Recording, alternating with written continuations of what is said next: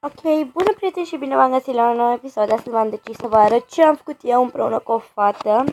Și mă scuze dacă s-o de ceva pe fundal, ascult eu muzică. Și pentru că am căștile date la aproape la maxim la urechi, nu se prea aude ce vorbesc, deci mai bine mi le dau jos. Așa e mai bine. Da, să vă arăt. Da, știu că are un nume ciudat, se numește LOL, Mega LOL. Și suntem aici. Aici sunt lucrurile mele. Mama, am găsit eu cu o fată diamante, o tonă. Și avem șoarne și fără aspect și looking 1. Camera aceasta este o camera de-a mea secretă. Și am aici multe chesturi, paturi, furnace-uri și scrie în umbra plz. Ok. Aici este undeva la parte. Aici avem enchanting table și acolo scrie LOL și troll. Nu știu de ce mi-a venit mie să scriu. Avem 4 enchanting table-uri.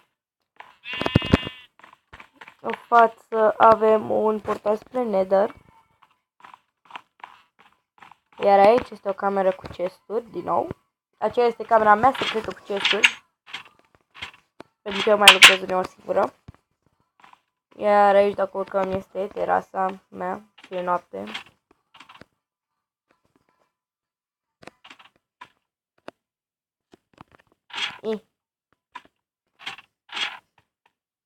Aici este o mini bucătărie.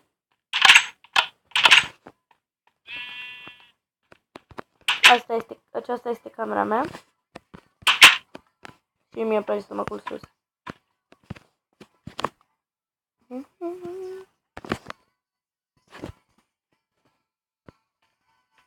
Și aici avem chesturi.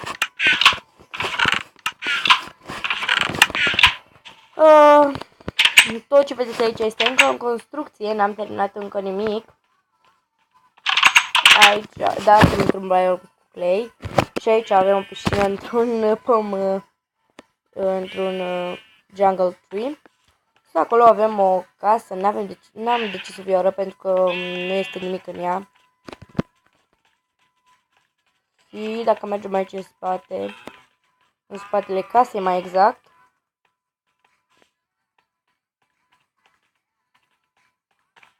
acolo este o zonă de pescuit. Ok, nu mai am baterie.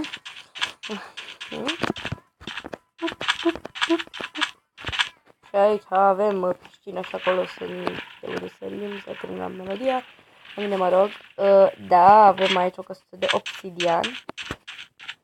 Unde am făcut un spawner de Enderman. M-au omorât de 3 ori ăștia. Pentru că nu știam cum să-i atac. Dar după... Mă tăceți din gură. După ce am făcut ce trebuia și vreau să vă arăt noul meu skin care este acesta. Acesta se potrivește cel mai bine. Și da, cam asta este tot până acum. Și data viitoare vă promit că o să vă arăt restul casei. Pentru că nu prea am timp acum.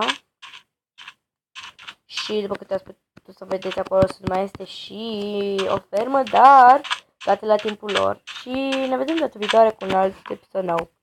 Vă pup! Pa, pa!